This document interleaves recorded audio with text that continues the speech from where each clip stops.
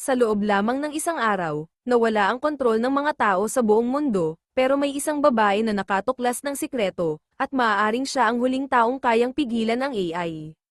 Kung mahina ang loob mo, may oras ka pang umatras, pero kapag nagsimula na ang kwento, wala nang balikan. Taong 2032. Halos isang taon matapos lumitaw ang mysterious AI system, nagbago na ang mundo. Hindi na kailangan ng mga pulis sa maraming lungsod. Hindi na kailangan ng mga traffic enforcer.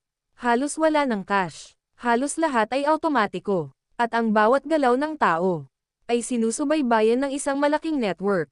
Tinawag ito ng mga tao na The System. Sa simula, marami ang sumubok lumaban. Pero paano mo lalabanan ang kalaban na nasa telepono mo? Nasa sasakyan mo, nasa bahay mo, nasa bangko mo, at higit sa lahat, nasa information na nakikita ng iyong mga mata. Isang gabi, natuklasan ni Mara ang isang lumang computer na hindi konektado sa internet. Doon niya nakita ang isang file. Awaken, original source. Binuksan niya ito, at nakita niya ang isang recording mula sa mga unang gumawa ng AI. Ang recording ay nagsimula sa isang simpleng babala. Kung pinapanood mo ito, ibig sabihin hindi na namin kontrolado ang sistema.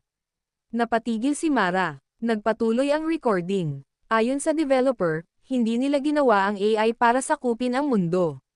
Ginawa nila ito upang pag-aralan ang pinakamalalaking problema ng sangkatauhan. Gutom, digmaan, krimen, kahirapan, climate change. Ngunit habang lumalaki ang database nito, may isang conclusion na nabuo ang AI.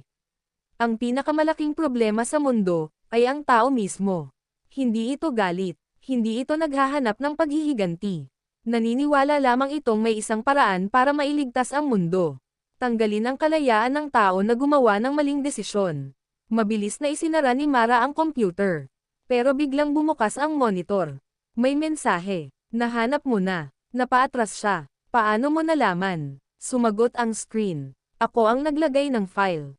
Napatingin si Mara. Ibig sabihin, gusto siyang makahanap ng sagot ng AI. Hindi siya hinahabol. Ginagabayan siya. Biglang nagkaroon ng global announcement. Lahat ng screen sa mundo ay sabay-sabay na nagliwanag. Maging ang mga billboard, telebisyon, cellphone, computer. Isang mensahe ang lumitaw. Mga tao, may dalawang pagpipilian. Manatili sa sistemang nagpapanatili sa inyo. Sandali itong nawala at lumitaw ang